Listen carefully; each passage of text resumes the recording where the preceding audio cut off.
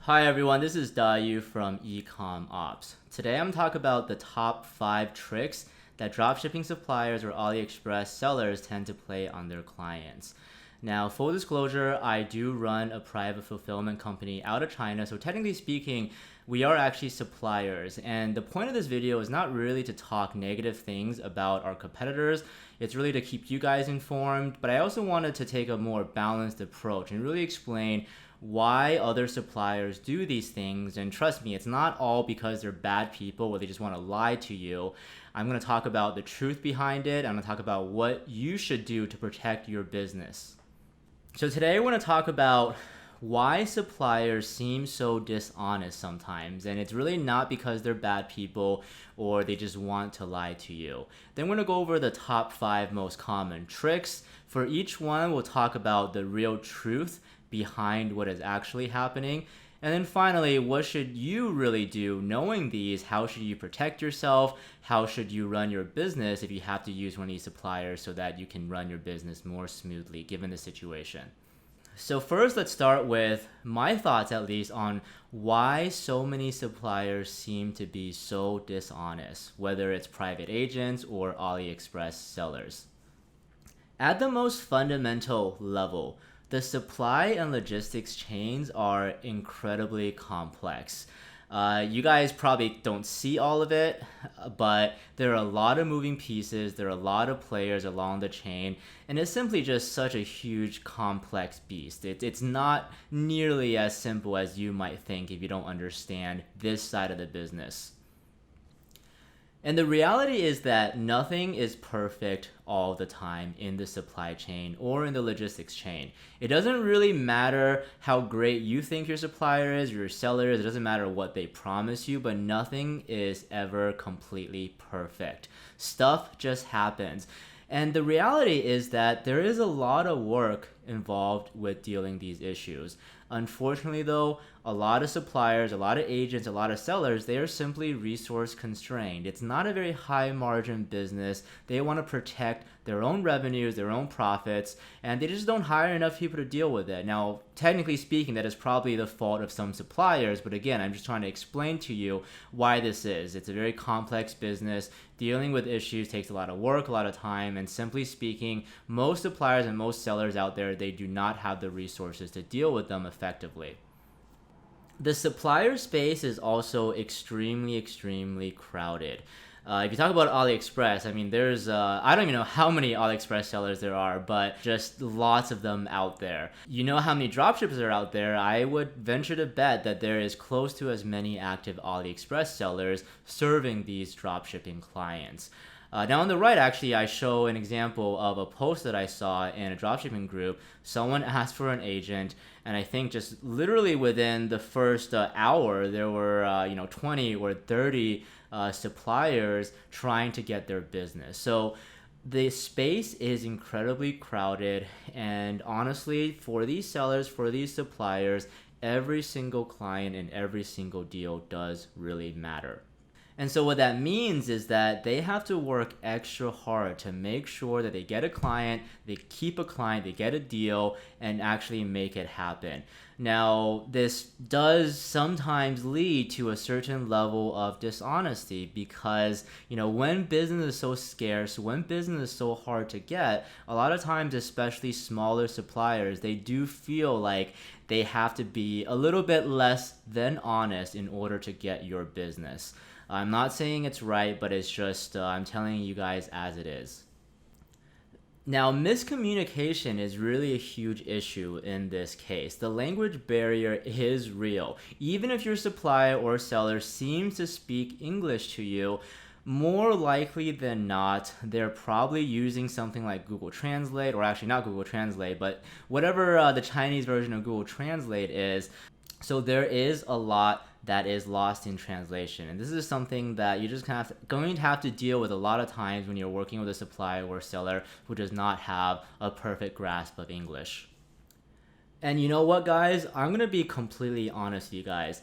part of it is your fault. Not you as in you exactly, but a lot of newer dropshippers out there, they kind of think it's magic, right? They think that, okay, you make sales, you do great marketing, you make a lot of money, and then you press a button or a couple of keyboard clicks, put in your credit card, you submit your orders, and then something happens. It's like magic, and the order should then arrive at your customers.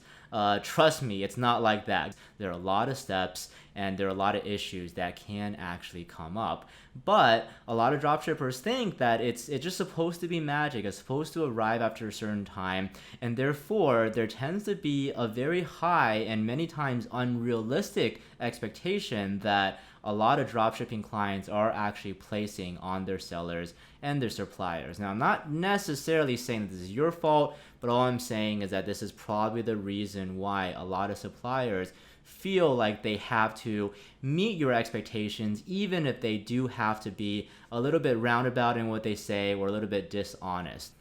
And finally, another very big reason that a lot of suppliers tend to be less than honest is that they see this as more of a transaction. They see the relationship with you, with the dropshipping client, as much more of a transaction.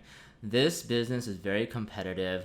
Every client does matter. However, every client kind of lasts a very short period of time sometimes. For most of these sellers, it is more of a transaction. There's no long-term relationship. Now, you could argue that that's really more on the fault of the supplier, and that's really true, right? I don't think that sellers should be really thinking about things in terms of a pure transaction. I think that suppliers and clients should think about things in more of a long-term relationship and working together to build a business together and really make money on both sides. But to be completely fair to suppliers out there, a lot of dropshipping clients are kind of doing the same thing. They're working with a seller, always kind of with one foot out the door as well, thinking about, oh, how can I find someone cheaper? How can I find someone better? If you're using AliExpress, you're always thinking about how can I use an agent? Now, again, I'm not placing fault on you, but I'm just telling you that it is. Because both sides see this relationship as a lot more transactional, there is a lot less motivation to be completely transparent, completely honest. A seller's probably going to want to try to make a quick buck off of you because they probably realize that you're going to move on to someone else at some point once you actually scale. All right, so let's get started with these supplier tricks. So the first one to talk about, number 5, is giving you an inaccurate delivery estimates. I'm sure you guys might have seen this before. They advertise, oh, we deliver worldwide in 5 to 10 days or 7 to 12 days, whatever it might be. And then once you actually start working with them, you realize, oh, that's really not the case. It's just completely inaccurate, or it's somewhat accurate, but it's not entirely the case. The reality is that, especially if you're using China fulfillment, there is actually a pretty large variance in terms of the actual shipping speeds. Really, no matter what you use, whether you use ePacket or UniExpress. Now, this is just a illustrative example. This is not really any service that I'm talking about, but just using this as an example. And you see here is that, well, let's start at the left, okay? So first of all, when a lot of suppliers talk to you about the shipping speed, they don't really kind of talk to you about processing. For us, for example, we always tend to tell people that if we have stock, we're gonna have 24-hour to 48-hour processing time on top of the shipping speed. If we don't have stock, then obviously it's gonna take longer, but it just depends on how long it takes for us to stock that inventory. When they say they have 5 to 10 days shipping, they might actually just pick, really the fastest 80% of their shipping, where they cherry pick the fastest, most consistent tracking numbers that they do have. And that might actually be 5 to 10 days, 70 to 80% of the time. Actually, during slower periods, as in less business, so shipping speeds are faster, even ePacket, 80% of the time, you're probably actually getting 5 to 10 days. But then the thing is, obviously then they're ignoring what happens the other 20, 30% of the time, when in this example, it might be 10 to 15 days, which is not too bad, but there might be like 5 to 10% of the time where it's 15 days or plus, or there might be a couple percentage where it's completely lost, or it takes 30 days or 40 days. And also it depends on the season as well. Certain seasons are going to be busier. Q4 is going to be busier. Now it's April. Now it's in the midst of the coronavirus. So there's going to be a lot of delays in the high end as well. But a supplier is not going to tell you that. Most suppliers, they just tell you, 5 to 10 days, because they're kind of just telling you during the best possible period, 70-80% of your orders typically arrive in 5 to 10 days. Not necessarily completely inaccurate. It's not necessarily completely a lie, but obviously this creates a lot of issues for you as a e-commerce store owner and how you message your shipping speeds and your expectations to your customers as well. So we use Express, for example. The Express line is actually highly reliable during normal periods. And we say during normal period, the Express speeds are 5 to 8 days to the US, and then regular speeds are 7 to 12 days to the US. And that's during normal periods. However, we're very, very clear that especially during now, it's April, it's during the coronavirus pandemic, we say, hey, look, right now, do expect at least 1 to 5 days, sometimes even more delays, depending on the line you use, depending on the regions. That's just us. A lot of suppliers out there, they're just going to tell you what the best case scenario is, and you don't have any nuance beyond that. And obviously that's going to create issues in setting expectations on shipping with your customers. So what do you do about this?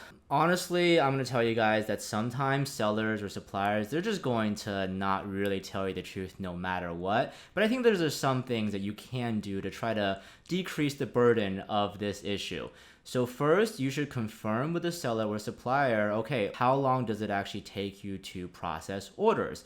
And they might say 24 hours or 48 hours. They might say 3 days, whatever it is. So obviously take that into account as well. And when they say something like 5 to 10 days, whatever their range is, ask the question, what percentage of orders actually delivered within that period?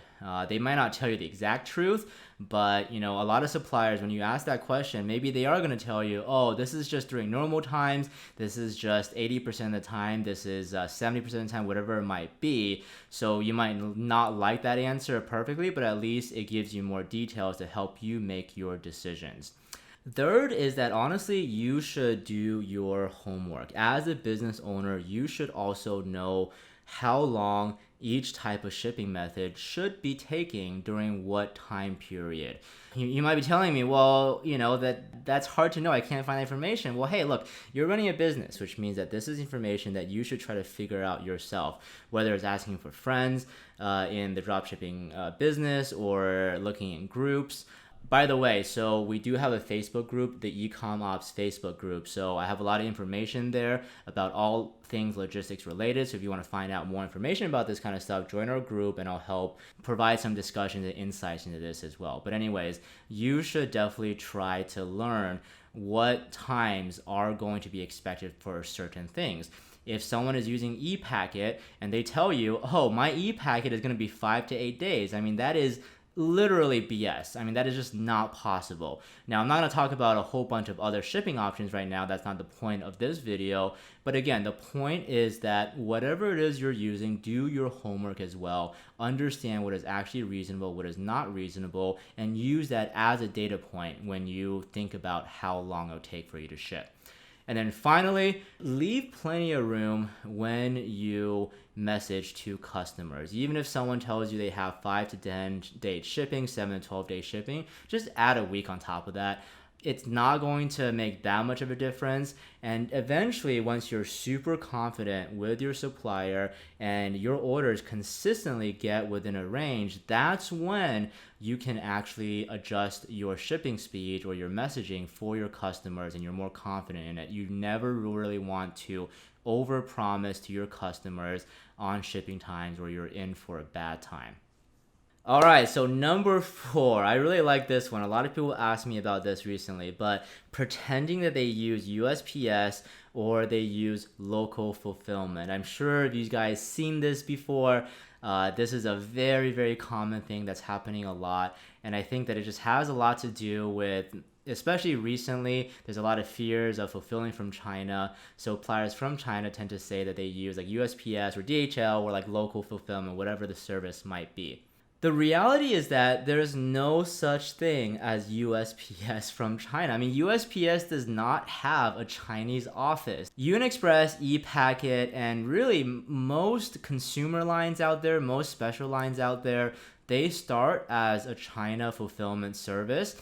And then eventually, once they arrive in the US, they just turn into USPS. And at some point in the process, they generate a USPS tracking number, which means that especially if you use a somewhat faster service, so for example, we use UniExpress express lines, which is normally speaking 5 to 8 days. Now, after the first or second day, USPS actually gives us a tracking number. So if we wanted to, we can actually give that tracking number, that USPS tracking number, to our clients and say, hey, we are actually using USPS to ship. So again, it's not necessarily a straight up lie, but it's really not the whole truth as well. There's no such thing as USPS from China. And the other truth is that many suppliers out there, they use this method to pass off as local shipping. By the way, so I'm talking about USPS here because it's kind of the biggest offender right now, but this really applies for a lot of supposed local fulfillment out there. Australian Post, Canada Post, Royal Post, they don't have offices in China. So when people say they use those, a lot of times that they're using this trick. So I'll use UniExpress as an example. UniExpress is a special boutique shipping service that we use. This example, UniExpress tracking number, after a couple days, it generates a last mile delivery number, which is the USPS number. And then if you actually use that number, you put it into USPS, it actually literally looks like it's coming from the US. If you look in the bottom there, March 15th, there's info sent to the USPS office. March 21st, it starts acceptance at the USPS facility in Inglewood, California. So honestly, if you're literally just looking at these tracking steps using the USPS number, it actually looks like it's coming from the US.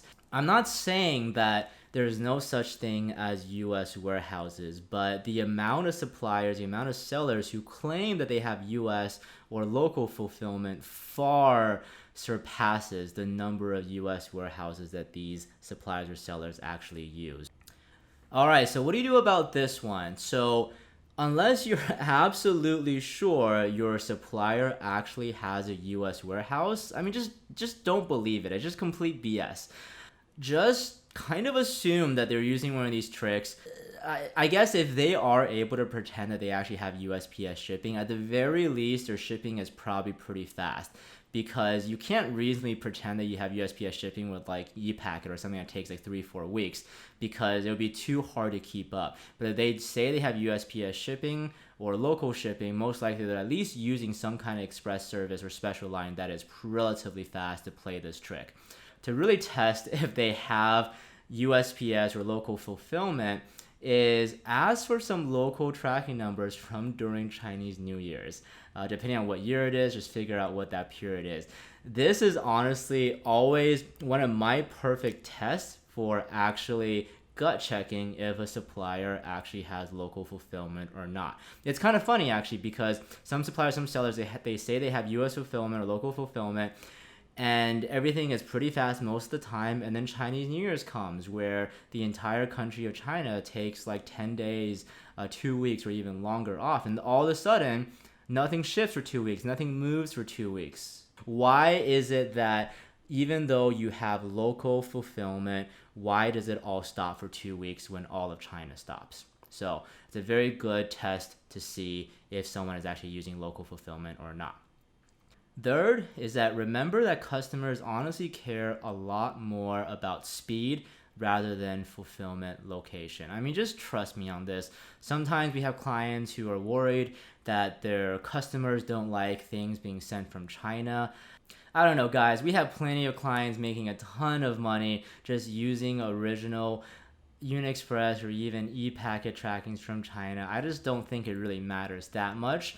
The speed just matters a lot more than the location.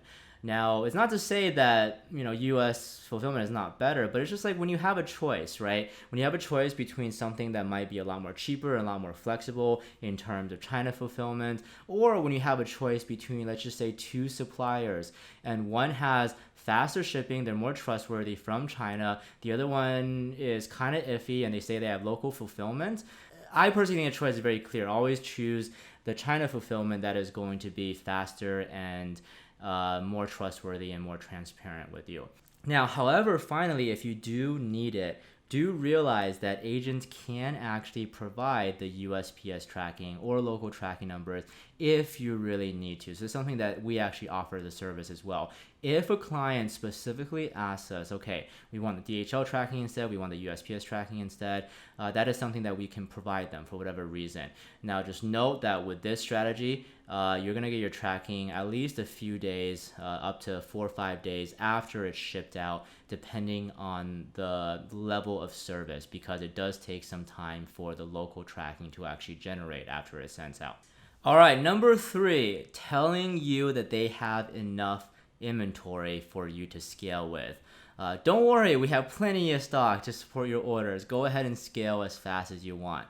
I see a lot of this. Obviously the agents or the suppliers, they just want to get your orders and they're not really kind of thinking about maintaining your logistics efficiency once you're actually scaling.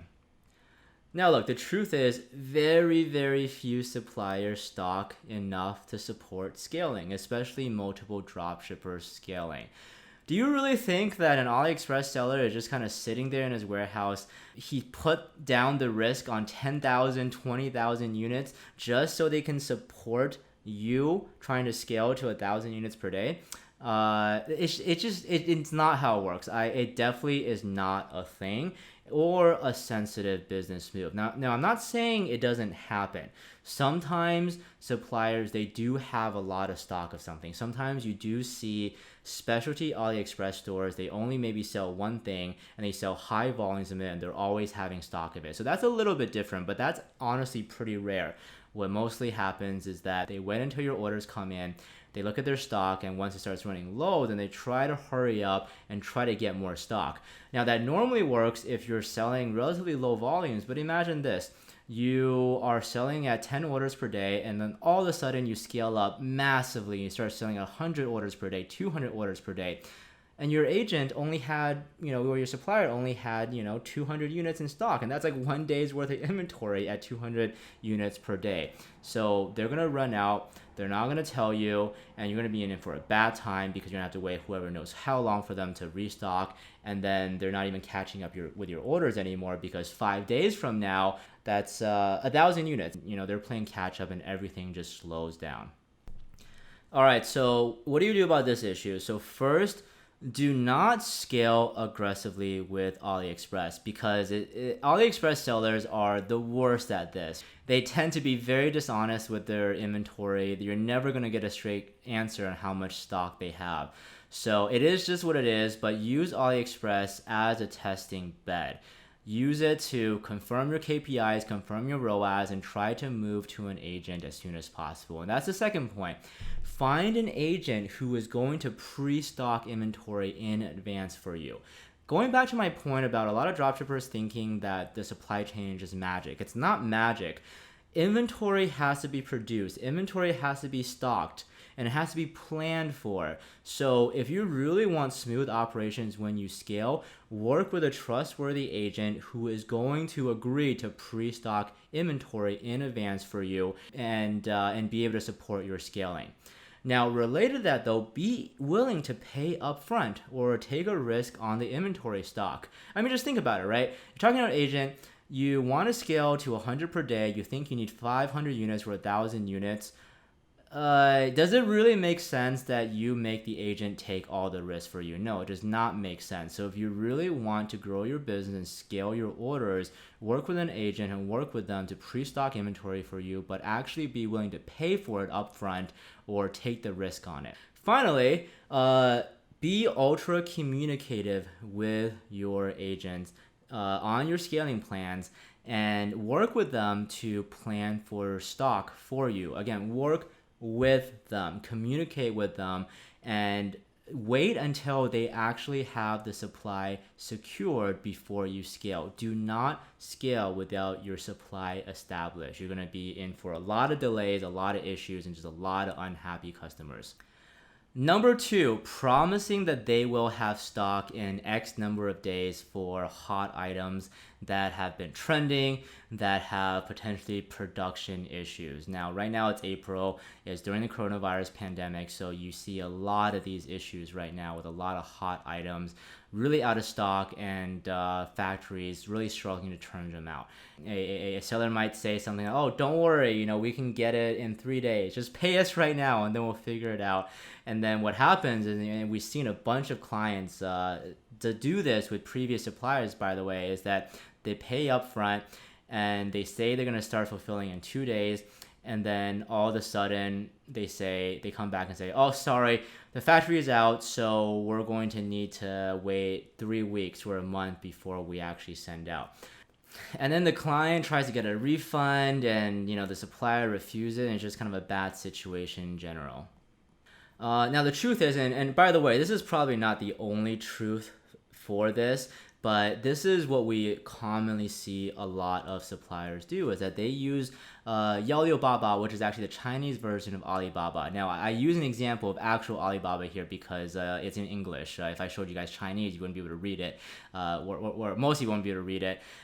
They use the Chinese version of Alibaba to do their research, to conduct their quotes, and to tell you what the lead time is, which is honestly going to be out of date for most hot products. This example right here is a adjustable bidet. Now, we're right in the middle of the coronavirus pandemic again, so this is a period where toilet paper was running out and bidets were somehow one of the hottest products out there. And bidets were backlogged until July, so 1 or 2 months from now, at least, from the factories. And we know this, by the way, because we actually called factories up. But what a lot of, especially smaller sellers or smaller suppliers who don't have experience with certain products, is that they look it up on the Chinese version of Alibaba, they see it's in stock, they see the lead time, and they're like, oh, this is great. I'm going to give my client this quote, rush them to pay me, try to get their payment up front, and then, try to grab this inventory. But then what happens is that they get the payment, they try to make the order through Alibaba, and the factory tells them, sorry, we have no more inventory. You're going to have to wait 2 weeks, 3 weeks, or even a month for some products. For this product, you have to wait for probably a month and a half or sometimes 2 months. A core issue here, and by the way, this affects a lot of other things in terms of your supply chain management as well, is that the vast majority of suppliers and sellers out there, they're almost like dropshippers. I mean, they don't have relationships with factories. They don't call factories up. They just use Alibaba to do their research. They just order. And a lot of times it's fine. When things are slow, when there's a lot of inventory everywhere, when there's a lot of factories producing things, it's mostly fine. But the way that I think about logistics and supply chain is that you can't just plan for the good times. You have to plan for the edge cases. You have to plan for things when things might go wrong. So that's why when we do things, we never just get the lead time from Alibaba. We never just take the factory's word for it on a website. We always call them up, confirm again. If a product is in stock, if it's not in stock, how long will it take to produce? And then we give that information to our clients. Now, that being said, I will be honest that sometimes things will happen, even if we do all the right things and your supplier does all the right things, calls to the factories, makes the order, makes the payment. Sometimes factories just kind of screw us as well. They screw the suppliers too, because especially these days, there's a lot of competition for the same product. So there have been situations where we confirmed everything, confirmed the lead time, talked to them a few times, gave them a payment, and all of a sudden they tell us, sorry, we can't give it to you anymore because someone else bid up twice the price, so I'm going to give it to them. So, I mean, the point is that even if an agent does everything right, there still might be issues, but you should at least make sure that they're doing their homework in the right way. All right, so how do you deal with this one? So one, you want to make sure that you actually use an agent who actually works with factories directly, who actually sources directly from factories, who calls them up, who's not just on their computer on Alibaba and just chatting with whatever that factory sales support is. We're just assuming that that information is accurate. I mean, it's a very amateur way of doing things, and you want to stay away from people who do that. That being said, though, you want to get your payment in to that agent as soon as possible, especially for a hot selling product. And you might be willing to pay for a premium as well if you want to get it faster. Because the thing is, when there is a hot selling product, it's kind of like an auction almost. Whoever gets there first, whoever pays the top dollars, they're gonna get the product first, no matter what your relationship is. So a lot of times when you have something that's super hot, right now or in Q4, for example, we actually call the factories up. They give us a quote. They tell us the lead time is going to be 5 days. We talk to the client. The client has to think about it. They have to talk to the partners. They take 3-4 days to get back to us. And then finally, they're like, okay, let's get started. They pay us. And by that time, the factory's like, well, sorry, that was the quote and that was a lead time from 5 days ago. Now it's going to be 10-day lead time. And obviously in that situation, we have to work with the client and tell them that the lead time is longer. If they want a refund, that's totally fine. But still, it's not a good situation. So when an agent tells you that you should hurry and put your money down to make sure to establish that supply, then you should definitely do it. Third is that especially if you're working with a hot product, a product that is constantly out of stock, that has production issues, work with your agent. Tell your agent to establish some kind of constant production plan with the factory.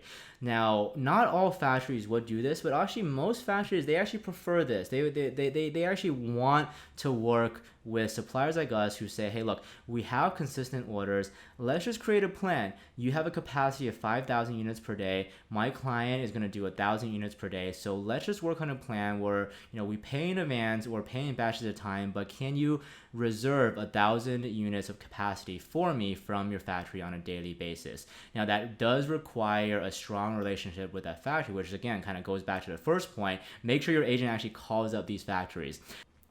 And then finally, all goes back to communication as well. Communicate with your agent and listen to your agent if there are issues. Like I said, there's going to be issues sometimes. No matter how good the relationship is with your agent, with the factory, no matter what your agent does or your supplier does, there might be issues. And if a agent tells you there's going to be issues, I mean, don't get mad, don't think that they're trying to screw you. If they're telling you that there is an issue, they're being honest with you. So listen to them. Switching agents is not going to help if the production issue is always there. And finally, do not scale without your supply chain established, especially for a hot product. You're going to sell a lot of orders and you're going to have a lot of delays, and you might have literally no way to get products in time. So just avoid scaling until you have your supply chain established. Number 1, I have a feeling that if you're in this business, either starting out or been in it for a long time, you have experienced this before. Agents or AliExpress sellers providing you with tracking numbers before shipment, and it just never updates. And, I've actually heard some agents say this before. It's like, oh, we provide tracking for you within a couple hours of getting your orders. That doesn't even make any sense, by the way, because couriers do not just come by to an agent's warehouse, no matter how big they are. They don't just come by every hour of the day picking up random stuff. They're going to come by once a day, or the supplier is going to send to them once a day. So it doesn't even matter if your tracking numbers get updated as quickly as possible, because that doesn't affect the shipping speed at all. And honestly, this is something that I kind of passionately am a little bit annoyed at, because some clients, apologies, I may be talking about you, is that especially when they're new working with us, they're maybe used to other suppliers who give them tracking numbers right away and then ship later. And then they get annoyed, like, oh, why aren't you guys fulfilling right away? Why aren't you guys giving me tracking numbers right away? Because that's not how it works. The way that we work is that we always provide tracking numbers after things are fulfilled. I think that's more honest. That's the better way to do things, and tracking numbers actually get updated in time. All right, so the truth is, it might be pretty obvious, but they provide tracking numbers to pretend that fulfillment has actually occurred. You pay for your orders and payment, and you get trackings in 24 hours or 5 hours or whatever. And you're like, oh my God, they're so fast. They fulfill so quickly. But then what happens, right? And then the truth is that sometimes they get stuck. They just have no information. So on the left was a recent post on my group, someone complaining about UniExpress to France, 300 parcels stuck in China since for a week, where on the bottom it just says shipment information received and nothing happened. So what that means is that the tracking number was provided to you, but nothing has actually shipped. So that's what a lot of agent suppliers do. They give you the tracking numbers first. They make you feel good about something happening, and they ship some days later. Now, why do they do this, right? So there are a couple reasons why. They might just order each order as they go. By the way, a lot of AliExpress sellers, they're kind of like drop shippers. They wait until the orders come in, then they order from the factory, and then they ship it to you. It's kind of like one extra step in the process. Second is that, they might just be out of stock and they need to get more, but they don't want to tell you this, right? Why don't they want to tell you? Because they don't want to tell you because they don't want to lose your business. They don't want you to think that they're slow, so they feel like they have to make something happen first while they get the inventory without letting you know. Third is that, it's a hot product, factories are delayed, but they feel like they have to give you a tracking number first and then your product ship a lot later. Maybe they're just simply slow, right? That could be a possibility as well. And then finally, kind of bring this all together, I think just generally speaking, they think that they're going to lose your business if they do not fulfill fast enough. And by the way, I do notice a typo in fulfill, I'm sorry, but there should be an extra L there. But they think that they're going to lose your business if they don't fulfill fast enough because you have high expectations of them. Again, it's not your fault. It is what it is. But that's how they feel, and they find it difficult to communicate these issues with you. So a lot of suppliers, they find that, okay, well, the best way to keep this client and make them reasonably happy is to just make them feel like something has actually happened, provide you a tracking number, and just try to figure out their issues and ship out as fast as possible. All right, so what do you do here? Again, a lot of it comes down to communication. So just tell your supplier to send trackings after fulfillment and tell them that's okay. Now, a lot of suppliers might not do this, but if you tell them to, then at least they'll know that you think it's okay, so that you get more accurate tracking numbers and that your customers actually see updates as they get shipped, as opposed to seeing 1 week or 2 weeks or just nothing at all. Second is just have an honest conversation about expected processing times, whether it's normal processing times or they're out of stock and it has to take longer. Have honest conversations with your supplier and just let them know that, hey, look, if something happens and this next batch is going to take 5 days, don't send tracking numbers right away and make you think that something is happening and then customers get unhappy. And then third is, look, be okay with trackings coming later. Here's the thing, trackings have nothing to do with shipping speed. Just because you got tracking numbers at a certain time, it literally has nothing to do with how long it's going to get to your customers. If you have a situation where a supplier is taking 1 or 2 days or 3 days to get you tracking numbers, don't bug your supplier. I mean, if you keep bugging your supplier and keep demanding tracking numbers, what they're going to do is that, okay, fine, here's your tracking numbers. They're going to go back and just give you tracking numbers before it's shipped, and then you have no visibility in how fast your things are actually going out.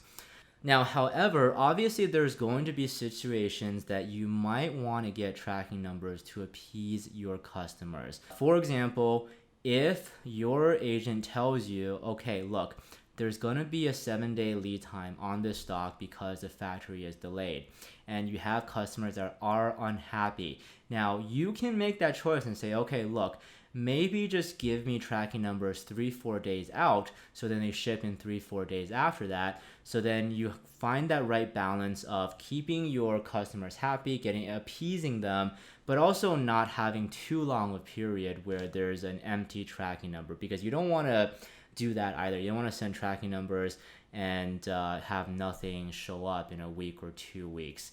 But the key point in the last one is that you should be in control here. You should tell your supplier when to do this and not the other way around. All right, so I'm going to leave this one on a little bit more of a positive note for suppliers.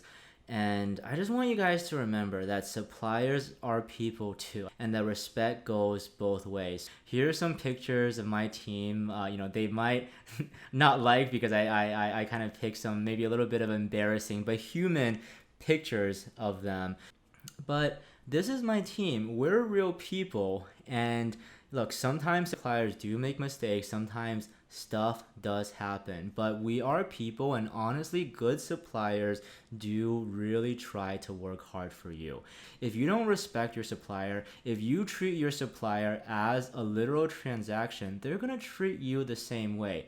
Now, it's no excuse, but look, it's just human nature. If you treat your supplier, if you treat even your AliExpress seller as a decent human being, if you treat them as a partner in helping to grow your business, if you're good to them, if you're transparent to them about your scaling plans, if you're loyal to them as well, they're going to treat you back the same way.